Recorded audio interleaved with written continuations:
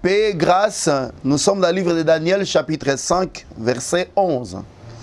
Il y a dans ton royaume un homme qui a en lui l'esprit de Dieu saint, et du temps de ton père, on trouva chez lui des lumières, de l'intelligence et une sagesse semblable à la sagesse de Dieu. Nous sommes en train de parler sur l'homme, sur les chantres agréables. Et ceci nous a amené à voir le frère David, dans 2 Samuel chapitre 23, au verset 1er, où le frère David nous dit que le chantre agréable, c'est l'homme haut placé. Et nous avons cherché à comprendre pourquoi le chantre agréable est l'homme haut placé. Et nous avons compris que ce qui fait de lui l'homme haut placé, c'est l'onction. Et ceci nous a amené directement à voir Daniel. Parce que là aussi, on nous dit que Daniel était 10 fois supérieur que le Chaldéen ainsi que les magiciens de Babylone. Mais ce qui faisait qu'il soit 10 fois supérieur, c'est l'esprit supérieur qui était en lui. Parce qu'on dit que Daniel, en lui, il y avait l'esprit supérieur. Ou il avait sur lui l'esprit supérieur. Et cet esprit supérieur qui a fait de lui qu'il soit 10 fois supérieur que les magiciens de Babylone ainsi que les Chaldéens, si je peux me répéter. Et alors, aujourd'hui, nous allons voir les effets de cet esprit supérieur ou les conséquences de cette onction qui était sur Daniel.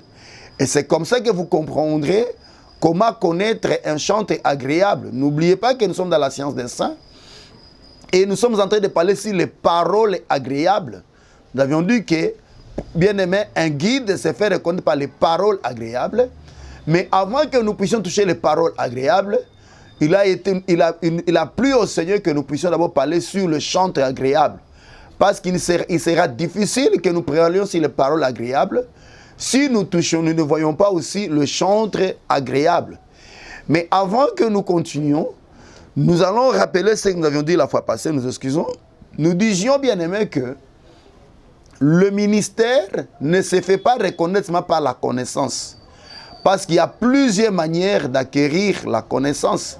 C'est là que nous disions que, bien aimé, il y a ceux-là qui ont acquis la connaissance à travers les académies humaines, c'est-à-dire, ou alors les académies ecclésiastiques. Dans nos assemblées, il y a des académies, c'est-à-dire que nous avons des formations dans nos assemblées, et il y a plusieurs personnes qui fréquentent ces académies-là, et à plus de nous écouter, ou à plus d'écouter des Éphésiens 4, ils acquièrent aussi une certaine connaissance. Et cette connaissance peut pousser les gens à croire qu'ils ont le ministère. Mais pas seulement eux. Il y a d'autres qui sont abonnés dans les académies des réseaux sociaux. C'est-à-dire qu'ils passent leur temps à écouter des prédications sur WhatsApp et sur d'autres plateformes. Et à force d'écouter, parce que l'homme, Dieu a créé l'homme avec l'intelligence, ils peuvent aussi répéter, ruminer et manifester, bien aimer ces savoirs-là. Et à partir de ça aussi, on peut aussi les donner ou les accorder le ministère qui n'en ont pas. Voilà pourquoi nous avions dit dans l'émission précédente que le ministère ne se fait pas seulement reconnaître par la connaissance, mais aussi par l'onction. Et ceci nous a amené à aller voir, Aaron. Et là, nous sommes dans Lévitique, chapitre 8. Nous allons voir la consécration d'Aaron et ses fils. Quand vous prenez Lévitique chapitre 8, le verset 1er, ce n'est pas notre enseignement. Un jour, nous en parlerons. On dit ceci: l'Éternel parla à Moïse et dit: prends Aaron et ses fils avec lui le vêtement, l'huile d'onction, les taureaux expiatoires, le 2 béliers et la corbeille de pain sans levain. Vous verrez que pour consacrer Aaron au sacerdoce, le Seigneur avait demandé à Moïse les vêtements sacerdotaux, les taureaux expiatoires, les 2 béliers, la corbeille de pain, ainsi que l'onction. C'est-à-dire, bien aimé, on ne doit pas se limiter seulement à la corbeille de pain sans levain. Mais il faut aller très loin. Aller voir aussi l'huile d'onction. Je crois que le jour que Dieu fera grâce, nous parlerons aussi ces choses ici. Parce que je me souviens, il y a cela 7-8 ans, sur les réseaux sociaux, on en parlait déjà sur la consécration sacerdotale. Mais on y reviendra dans cette émission et Dieu fera grâce. Mais ce qui m'intéresse ici, vous verrez que sur Aaron, il n'y avait pas seulement la corbeille de pain, c'est-à-dire Aaron n'avait pas seulement la corbeille de pain, mais il y avait aussi l'onction. C'est-à-dire ce qui faisait la parure d'Aaron, ce qui faisait la dignité d'Aaron, ce n'était pas seulement le vêtement sacerdotal, mais il y avait aussi l'onction. C'est-à-dire qu'un homme de Dieu s'est fait reconnaître, un véritable guide, un véritable Ephésien, s'est fait reconnaître par l'onction. C'est cette onction qui fait de lui un chef du peuple. Maintenant, qu'est-ce que l'onction apporte, bien aimé, dans cet homme qu'on appelle le chef du peuple, dans cet homme qu'on appelle haut placé, dans cet homme qu'on appelle ministre, dans cet homme qu'on appelle Ephésiens 4. Et là, bien aimé, nous retournons dans Daniel chapitre 5, au verset 11. La reine qui dit à Belchatsar, il y a dans ton royaume un homme qui a en lui l'esprit de Dieu saint, et du temps de ton père, on trouva chez lui des lumières. Ça, c'est la première des choses. On nous fait voir, bien aimé, que dans l'homme haut placé, dans le guide, dans le ministre, dans l'homme qui a l'onction, bien aimé, l'onction lui accorde d'abord les lumières. On n'a pas dit la lumière, mais le lumière. C'est quoi, bien aimé, le lumière? Nous allons y arriver. Vous allez comprendre, bien aimé, que un homme haut placé, c'est quelqu'un qui apporte de l'éclairage. Et ceci va m'amener à voir d'abord le frère Paul. Nous allons prendre le frère Paul. Nous sommes dans le livre des Actes des Apôtres, au chapitre 26. C'est une critique que j'aime donner dans cette émission.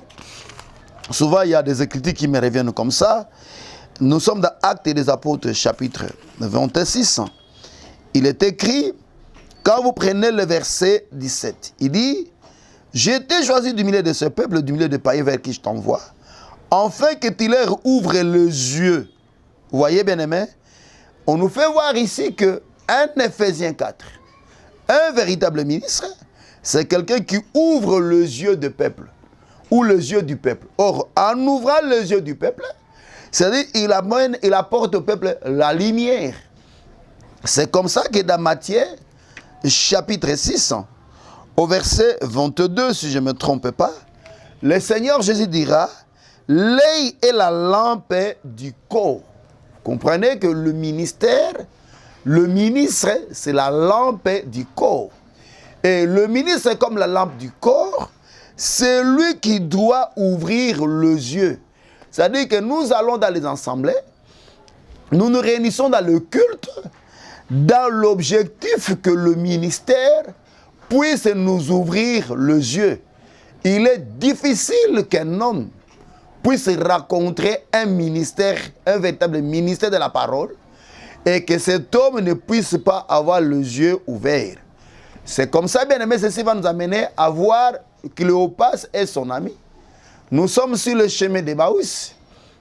Et là, on nous dit que Cléopas et son ami, tous deux étaient les disciples de Jésus-Christ, ils parlaient de Jésus en Jésus, ne sachant pas que Jésus-Christ était au milieu d'eux, parce qu'ils avaient encore les yeux obscurcis. Ils avaient les yeux fermés.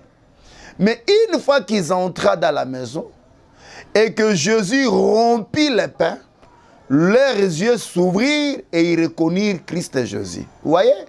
Mais pour que leurs yeux puissent s'ouvrir, il a fallu d'abord que Christ et Jésus puissent rompre le pain. Voilà pourquoi nous mangeons le pain rompu. Parce qu'une fois que le pain est rompu, les yeux s'ouvrent. Et une fois les yeux s'ouvrent, là on voit Christ et Jésus. Là on voit l'homme au milieu de cet chandelier. Là on voit la représentation de Dieu. Là on voit l'image du Dieu véritable. Vous voyez? Mais pour que les yeux puissent s'ouvrir, il faut qu'il y ait quelqu'un qui doit rompre le pain. Et c'est ça le ministère. Les guides ont été donnés pour nous rompre le pain. Oui, bien aimé, l'eunuque éthiopien avait le pain entre ses mains.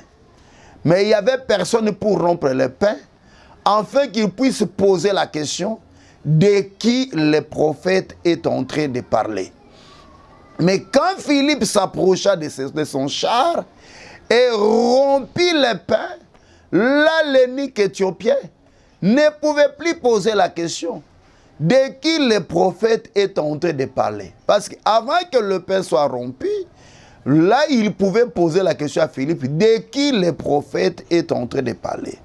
Parle-t-il de lui-même ou d'une autre personne? Mais une fois le pain rompu, il ne pouvait plus poser la question parce qu'il avait déjà l'explication, son œil était ouvert et la seule chose qu'il pouvait demander, c'était le baptême. C'était l'eau de baptême. Vous comprenez bien, aimé? Une fois que le peuple a l'œil ouvert, lui-même demandera le baptême. Je me souviens, quand je suis venu dans la foi, et qu'après avoir écouté suffisamment la parole, la seule chose qui m'inquiétait et qui me dérangeait, c'était le baptême. Mais qu'est-ce qui me poussait à demander le baptême comme l'unique éthiopien?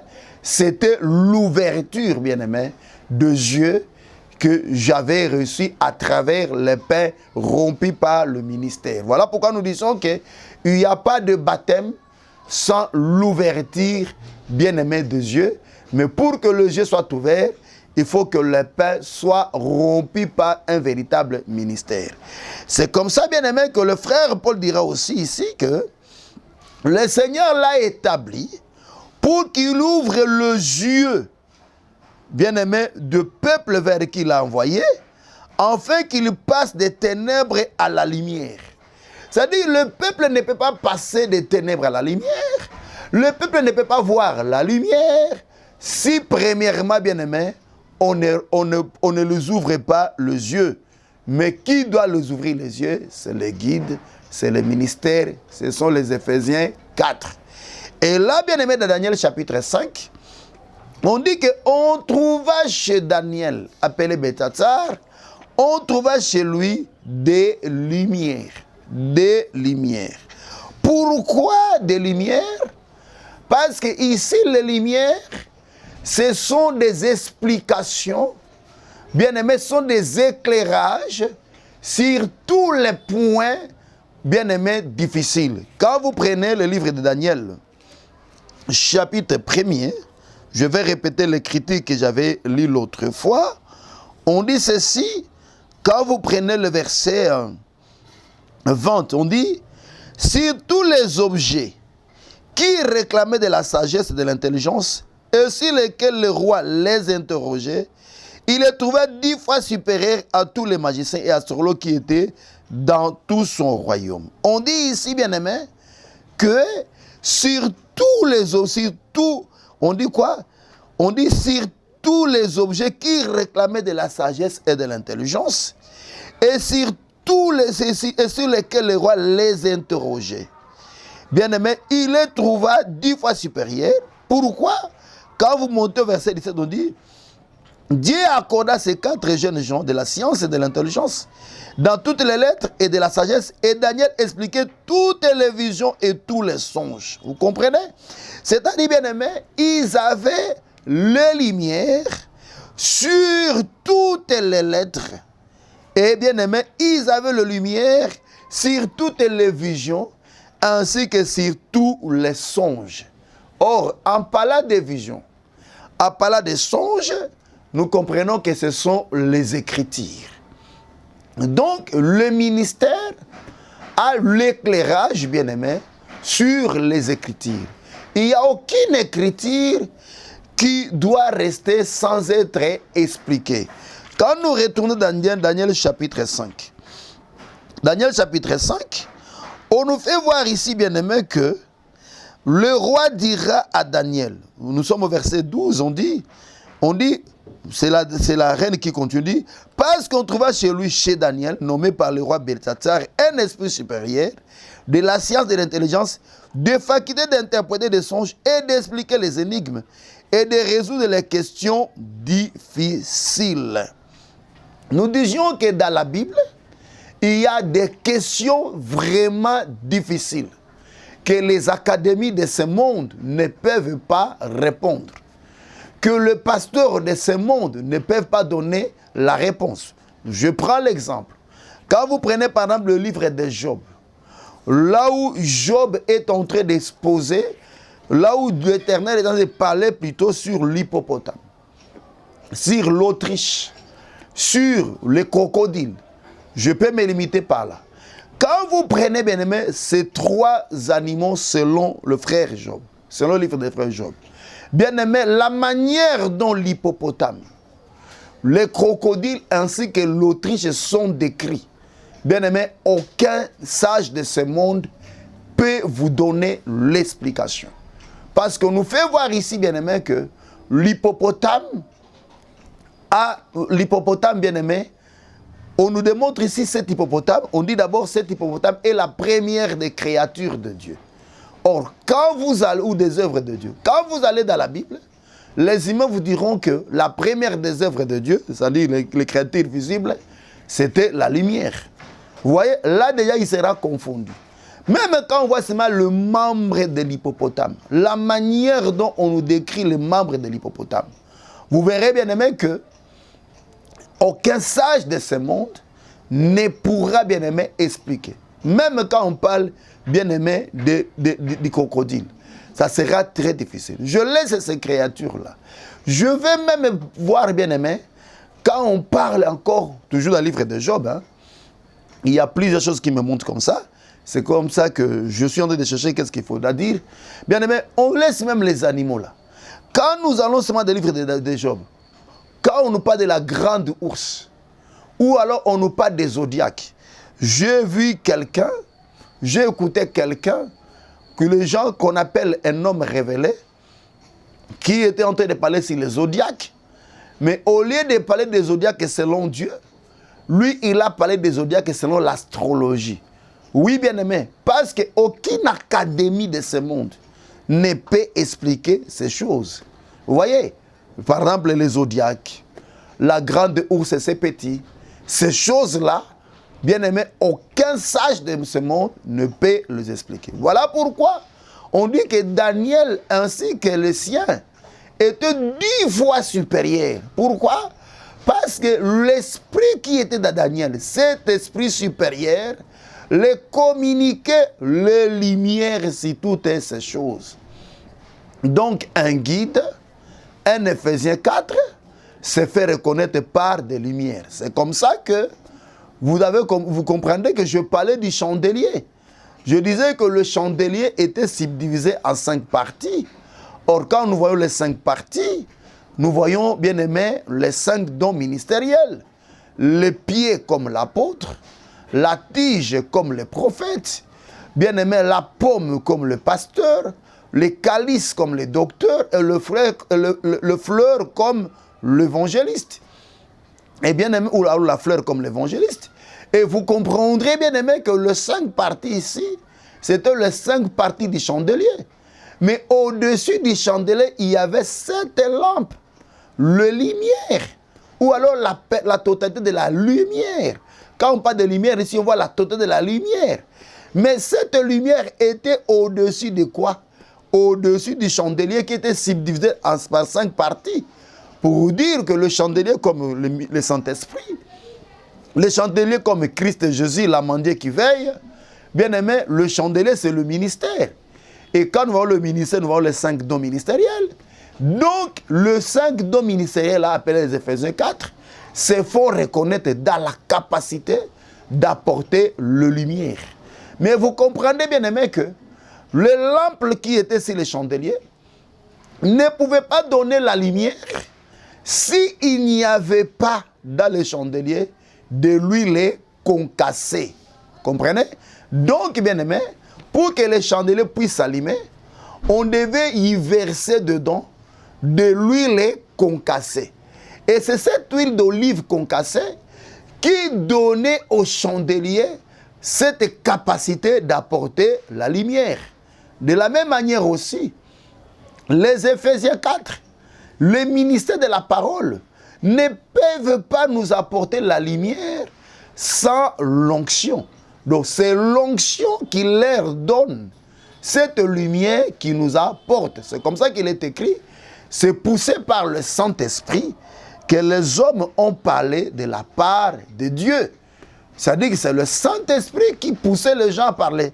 Et c'est comme ça que quand vous prenez même le critique que j'aime, dans 1 Pierre chapitre 1er, au verset 19, on nous dit que les prophètes qui ont prophétisé touchant le salut qu'ils étaient destinés avaient fait de ce salut l'objet de leurs recherches et de leurs investigations. Pourquoi?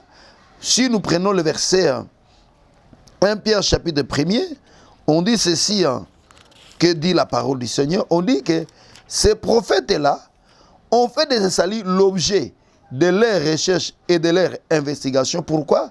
Parce qu'ils avaient en eux l'esprit de Christ. C'est-à-dire que sans l'esprit de Christ, ils ne pouvaient pas, bien aimés, parler de ces choses. Que le Dieu de cieux vous bénisse. Je crois que je n'ai pas donné le verset, que Dieu soit loué. Mais on nous fait voir ici, bien aimé, que ces prophètes avaient en eux l'esprit de Christ. Vous voyez? Donc ils ne pouvaient pas parler de ces choses si en eux il n'y avait pas l'esprit de Christ. Donc, bien aimé, un ministre pour parler, il doit avoir, bien aimé, l'esprit. C'est là où il y a la différence entre un académicien du Saint-Esprit et un académicien de nos ensembles. C'est-à-dire que celui qui vient de l'académie du Saint-Esprit, le Saint-Esprit qui fera couler de son sein, comme je l'avais dit l'autre fois, des fleuves d'eau vive. Celui qui vient de l'académie du Saint-Esprit, il parlera sans limite. Il parlera, bien aimé, sans s'épuiser. Parce que l'esprit que Dieu lui a donné, c'est un esprit sans mesure. Mais celui qui vient de l'académie des hommes, il se limitera là où ses maîtres se sont limités. Donc il n'ira jamais loin de ses maîtres. C'est comme ça que j'avais fait référence au sacerdoce lévitique. Je disais que dans les sacerdoces lévitiques, bien aimé, tous les sacrificateurs se limitaient au niveau du lieu saint et il n'y avait que les souverains sacrificateurs qui étaient liés très saints. Mais dans ces sacerdoces aaroniques, plutôt royal plutôt, nous tous ici, nous avons la grâce d'entrer dans les lieux très saints. Nous tous ici, nous avons la grâce de nous approcher du trône. C'est-à-dire, dans ces sacerdoces ici, il n'y a aucun homme qui peut se prévaloir qu'il est le maître à penser des autres. Non. C'est vrai, nous ne refusons pas la formation. Il faut que les disciples soient au pied des maîtres. Ça, on n'en disconvient pas. Je l'avais dit une fois qu'ici, même dès Timothée chapitre 2, verset 2, nous contredirait si nous disions qu'il ne faut pas aller à la formation.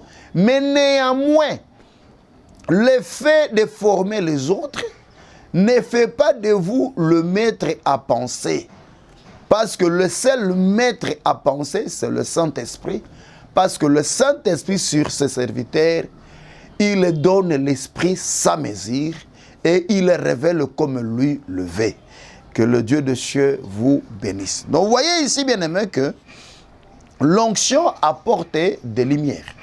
Mais pour que vous compreniez ces choses, nous allons voir, bien aimé, le frère Joseph. Quand vous prenez le frère Joseph, je suis dans Genèse, le temps que je vérifie aussi ma montre, 23 minutes. Genèse chapitre 37, je vais lire au nom du Seigneur Jésus. Genèse 37, que dit la parole du Seigneur. La Bible dit ceci, je vais lire au nom du Seigneur Jésus. Je prends le verset 9. On dit, il y a encore un autre songe, et il racontant à ses frères, il dit, j'ai eu encore un songe, et voici le soleil, la lune et 11 étoiles se prosternaient devant moi. Il y a une question qui m'est passée dans la tête, qui m'est montée dans la tête. Pourquoi Joseph, le deuxième songe, c'était un songe céleste? Parce que le premier était terrestre et le deuxième était céleste. Je crois au jour du Seigneur, on en parlera. Parce que Joseph, en parlant à ses frères, il a commencé avec le premier songe. Vous comprenez que le premier songe était terrestre. Ça parlait sur les choses terrestres. Et le deuxième songe, ça parlait sur les choses terrestres. Dans le premier songe, là, il voyait le gerbe. Il a vu les 11 gerbes. Il dit, nous étions nous étions alliés les gerbes au milieu des champs. Et voici ma gerbe s'éleva et s'étint debout, et vos gerbes l'entourèrent et se prosternèrent devant elle. Ça, c'était le premier songe. Et le deuxième songe, c'était maintenant la constellation. Il y a le pourquoi de ça, ce n'est pas notre émission. Pourquoi le son de la constellation devait être le premier, et celui des gerbes était le deuxième plutôt, et celui des gerbes était le premier. Ça, c'est une autre explication, c'est une autre matière. Si vous en avez besoin, appelez-nous à notre numéro qui est là-bas et nous allons vous en expliquer. Que le Dieu de cieux soit loué. Parce que si nous commençons à entrer dans plusieurs chambres, là il est 25 minutes, on y reste 20 minutes, on ne finira pas. Que le Dieu de cieux soit loué. Maintenant ici, on nous dit bien aimé que Joseph avait vu sa famille. Donc Dieu avait révélé à Joseph sa famille. Mais la famille de Joseph, c'était toute une constellation. Il y avait le soleil, il y avait la lune et il y avait les étoiles. Mais vous comprendrez avec moi que la famille, c'est-à-dire cette famille-là, c'était aussi les zodiaques. C'est-à-dire Joseph, avec ses frères, ils formaient les zodiaques. C'est comme ça que le jour qu'il avait reçu ses frères dans son palais en Égypte, vous verrez qu'ils étaient assis en zodiaque. Il y avait Ruben qui était de ce côté et il y avait Benjamin qui était de l'autre côté. Et ils étaient assis selon l'ordre de leur naissance. Et bien aimé, là il y avait la constellation des 12 étoiles. C'était ça aussi les zodiaques. Ça aussi ce n'est pas notre enseignement. On en parlera un jour. C'est-à-dire que la famille de Jacob, les 12 là, formaient aussi les zodiaques. Là nous ne parlons pas de l'astrologie, nous parlons de la Bible. Mais nous retournons d'abord dans cette constellation. Quand vous lisez ici, quand vous lisez le verset 9, ça vous pousse directement à voir le 4e jour de la création. Parce que là, il dit, il avait vu le soleil, la lune et les 11 étoiles. C'est-à-dire, bien aimé, le soleil, la lune et les 11 étoiles, c'est-à-dire le soleil comme le père, la lune comme la mère, et les 11 étoiles qui étaient ses frères, ainsi que lui-même, bien aimé, formaient, bien aimé, le 4e jour de la création. Mais pourquoi Dieu, le 4e jour de la création, a-t-il créé ces créatures? Quand vous prenez Genèse chapitre 1er, verset 17, on dit, Dieu les plaça dans l'étendue du ciel pour éclairer la terre. Ah, donc vous comprenez que, bien aimé, cette constellation a été placée dans le ciel pour éclairer la terre. Or, quand nous voyons le ciel, bien aimé, le ciel c'est l'époux.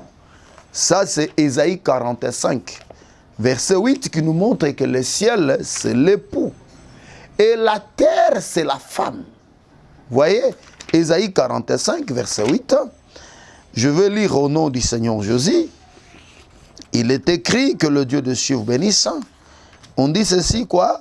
Que les cieux répandent d'en haut et que les nuées laissent couler la justice, que la terre s'ouvre, que le salut fructifie et qu'il en sorte à la fois la délivrance.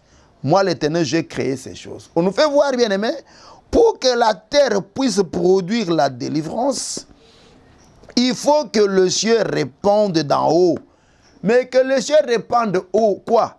Que le ciel réponde la sémence. Que le ciel réponde, bien aimé, la justice.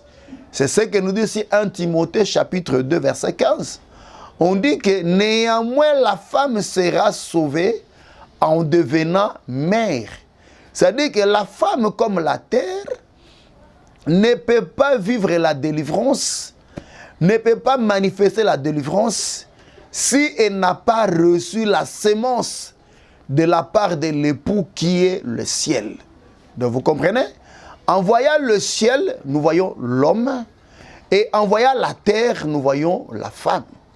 Maintenant, c'est dans le ciel, bien aimé, que Dieu avait placé le luminaire. C'est-à-dire, bien aimé, la constellation est dans l'homme appelé, la constellation est dans le Seigneur Jésus-Christ. Donc on ne peut pas parler du ministère sans Jésus-Christ. C'est comme ça que le frère Paul dira qu'il y a diversité de ministères, mais le même Seigneur. Donc, il n'y a pas de ministère en dehors de Jésus-Christ. Je crois, en train de me répéter par rapport à une des émissions qu'on avait parlé sur ça. Donc, il n'y a pas de ministère en dehors de Christ. Quand on voit le ministère, on doit le voir dans Christ Jésus. Et Christ, c'est le ciel. Donc, les ministres sont dans le ciel. Mais là, dans le ciel, ils ont quel rôle? Le rôle qu'ils ont, c'est d'éclairer la terre. La terre, c'est l'épouse. Donc, l'épouse doit recevoir la lumière de la part des Éphésiens 4. De la même manière, dans Isaïe 45, on nous dit que les nuées laissent couler, on dit que les nuées laissent couler la justice. C'est-à-dire, la terre ne peut pas recevoir la justice, ne peut pas recevoir l'eau, ne peut pas recevoir la sémence et produire la délivrance ainsi que le salut, si les nuées qui sont dans le ciel, si les nuées qui sont dans les cieux ne laissent pas couler cette justice qui a été répandue par les cieux. Vous comprenez? Quand le ciel répand, c'est les nuées qui doivent laisser couler. Mais pour que les nuées aussi puissent laisser couler, les nuées doivent être fracassées par le vent. Il faut que les nuées soient secouées par le vent. Et une fois secouées par le vent, les nuées seront fracassées et alors la terre doit recevoir de l'eau. Donc, un ministre de Dieu, c'est toute une nuée et quand il parle, il doit parler sous l'impulsion et la puissance du vent qui est le Saint-Esprit. Parce que sans le Saint-Esprit, le ministre ne peut pas être fracassé et à ce moment-là, il ne déversera pas de l'eau. Voilà pourquoi nous avons besoin des ministres fracassés. Et ça, l'académie humaine ne donnera pas ça. Ça, les académies ecclésiastiques ne donneront pas ça. Là, il faudra seulement que le Saint-Esprit soit en œuvre. Vous avez compris? Donc ici, vous voyez bien aimé que les luminaires étaient placés dans le ciel pour éclairer la terre. Vous voyez? Or, ici, en voyant le luminaire, nous voyons le frère de Moïse. Et en voyant le frère de Moïse, quoi est-ce que je disais? On voyait le frère de Joseph. Or, en voyant la fratrie de Joseph, de Jacob, c'était 12 enfants. Or, quand nous voyons le nombre 12, nous voyons les ministères. Ce n'est pas pour rien que le Seigneur Jésus en avait choisi 12. Et quand nous voyons 12, nous voyons le ministère. Donc, le ministère a pour rôle d'éclairer.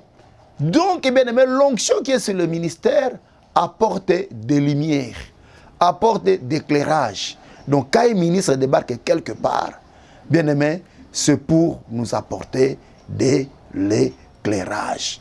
Que le Dieu des cieux soit loué. Voilà pourquoi, dans 1 Corinthiens chapitre 15, ça aussi c'est une répétition des choses qu'on avait dit bien avant. 1 Corinthiens chapitre 15, et ceux qui beaucoup ne nous ont pas suivis au début, dans le premier, deuxième, troisième numéro, et c'est une manière aussi de vous rattraper, mais si vous en avez besoin, appelez-nous et nous allons vous envoyer, ceux qui nous appellent, nous les envoyons par rapport à leur demande, nous les envoyons comment on appelle ça, des audios par rapport à leur demande. Et si vous en avez même besoin de 10, on va donner. Et du même, autant que vous voulez, et le Seigneur pourvoira tout ça. 1 Corinthiens chapitre 15, nous prenons les versets 40 ainsi que 41. La Bible dit ceci, il y a des corps célestes, je m'excuse, il y a des corps célestes et des corps terrestres. Mais autre est l'éclat des corps célestes, autre est celui des corps terrestres. Autre est l'éclat du soleil, autre est l'éclat de la lune, et autre est l'éclat des étoiles. Même une étoile diffère en éclat d'une autre étoile. Ici, bien aimé, le Seigneur est tenté de nous parler à travers le frère Paul qu'il y a des corps terrestres, mais il y a aussi des corps célestes. Merci mon frère, il me dit qu'il reste 2 minutes, que Dieu bénisse. Et bien aimé, le Seigneur dira, la Bible nous dit que celui qui vient d'en haut parle les choses d'en haut. C'est-à-dire qu'on nous fait voir qu'il y a deux types de sagesse. Il y a la sagesse de ce monde, mais il y a aussi la sagesse de Dieu. C'est-à-dire la sagesse qui n'est pas de ce monde. Il y a aussi, bien aimé, le prédicateur de ce monde, les sages de ce monde, mais il y a aussi, bien aimé, les sages selon Dieu qui viennent de Dieu. Et ceux qui sont de ce monde ne vous parleront que les choses de ce monde. C'est comme ça qu'aujourd'hui, dans les assemblées, on parle plus, dans les assemblées des hommes, ou là où il y a des prédicateurs de ce monde, on emballe le peuple dans la philosophie, on emballe le peuple dans la tromperie, on emballe le peuple s'appuyant sur le rudiment et le menteur de ce monde, et non pas sur Christ, et non pas sur la révélation. Mais dans les églises du Dieu vivant, ce n'est pas la philosophie qui est prêchée, ni la tromperie de ce monde de s'appuyer sur les rudiments, sur les éléments ou les principes élémentaires du monde, mais là c'est la parole de Dieu. Et cette parole appuyée sur Christ, qui est lui-même la révélation de sa propre parole. Maintenant ici, bien aimé, le frère Paul nous dira que dans les corps célestes, il dit que les corps célestes se font remarquer par leur éclat. C'est quoi d'abord l'éclat? Parce que quand on parle de l'éclat ici, les gens ne comprennent pas. Parce que là on dit il y a aussi des corps célestes et des corps terrestres, mais autre est l'éclat des corps célestes, autre est celui des corps terrestres. C'est-à-dire les corps terrestres ont leur aussi leur éclat, mais les corps célestes aussi ont leur éclat. C'est quoi d'abord l'éclat? Quand vous prenez Cantique des Cantiques, Ecclésiaste chapitre 8 verset 1er, je m'excuse, on nous fait voir que l'éclat c'est la sagesse. Ecclésiaste chapitre 8 verset 1er. J'ai l'impression que nous sommes en train de faire la répétition de tout ce qu'on a toujours dit. On avait déjà dit, Ecclésiaste chapitre 8, verset 1er. La Bible dit, qui est comme les sages et qui connaît l'explication des choses. La sagesse d'un homme fait briller son visage et la sévérité de sa face est changée. Vous voyez, on nous fait voir ici que l'éclat c'est la sagesse. C'est pas là que je disais qu'il y a une sagesse de ce monde, mais il y a aussi la sagesse du ciel. Et les corps terrestres, ce sont ces ministres du monde. Et quand ils viennent vers vous, ils ne vous apporteront que l'éclat de ce monde. La théologie, la philosophie, toutes ces histoires-là sur le plan dogmatique, qui n'a rien à voir avec la doctrine de Christ. Comprenez bien, aimé? Mais il y a aussi les corps célestes qui sont des Éphésiens 4. Quand ils viennent et ils apportent l'éclat céleste. Que le Dieu des cieux soit loué. Donc ici, on nous fait voir, bien aimé, que les Éphésiens 4, comme des corps célestes, ils ont la lumière. Mais cette lumière, c'est une lumière céleste. Pourquoi ont-ils cette lumière? C'est pour éclairer la terre.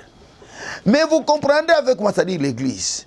Mais vous comprendrez avec moi que chacun de ces corps se diffère par rapport à un autre à ce qui concerne l'éclat.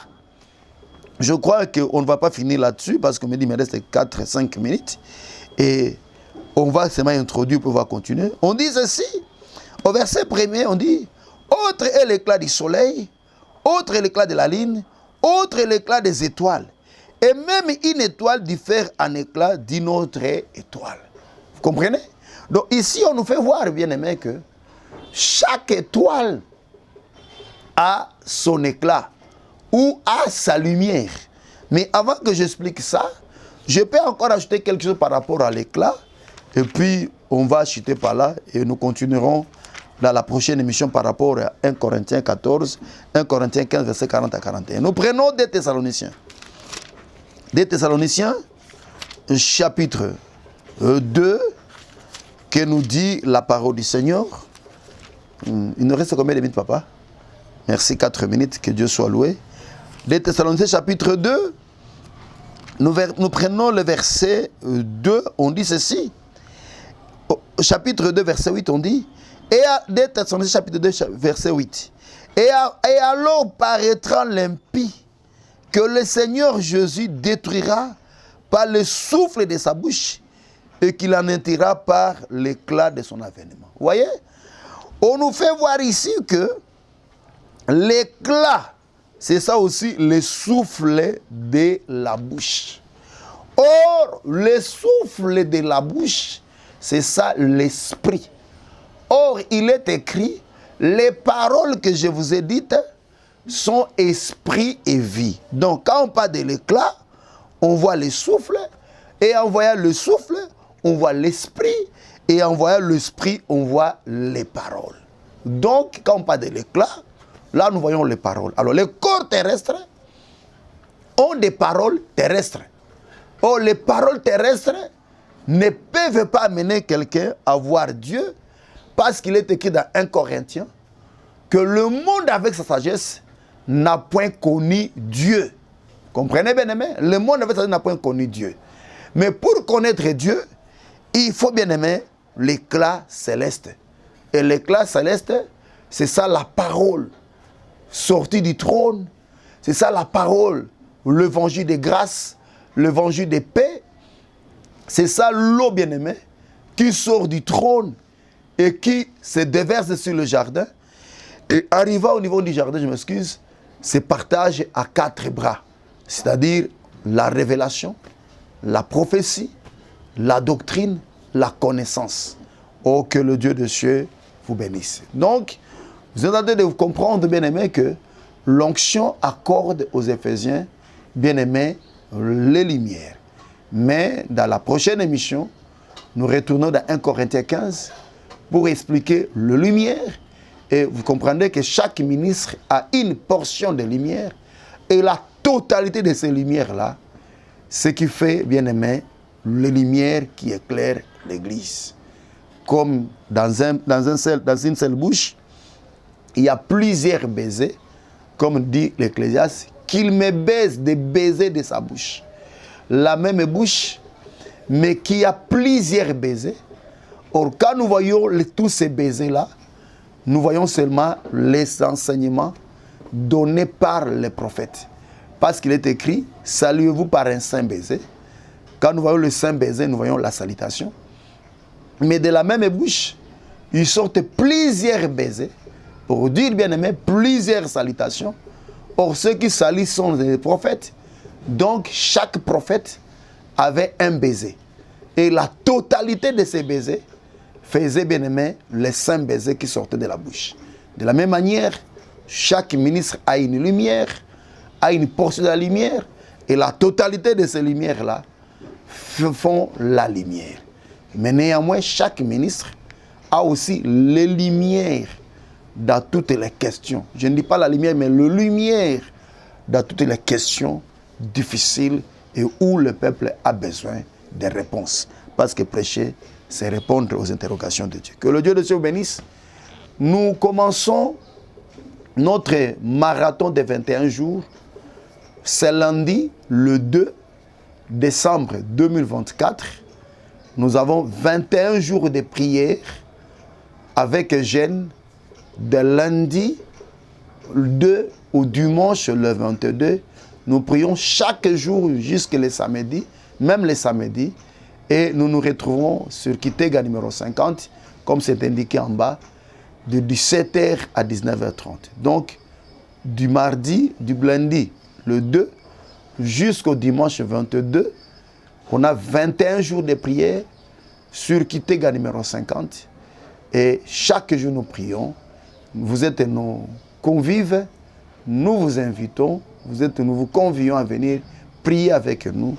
Et le Dieu de grâce sera au rendez-vous et vous bénira. Pour les autres coordonnées, notre numéro est là. N'oubliez pas de nous soutenir aussi sur notre Orange Money pour que nous continuions à passer dans ces émissions. Que le Dieu de Dieu vous bénisse. N'oubliez pas de nous consulter aussi sur notre page Facebook ainsi que sur notre chaîne YouTube Tchotcho Kipwani TV. Et le Dieu de cieux vous bénira. Nous remercions notre frère Mouchele et nous vous remercions vous tous qui nous suivez. Soyez bénis chez vous, gardez-vous dans la sainteté et surtout, résistez aux apostats. Résistez aux apostats car l'époux est à la porte. Ciao, soyez bénis. et au prochain numéro. Merci.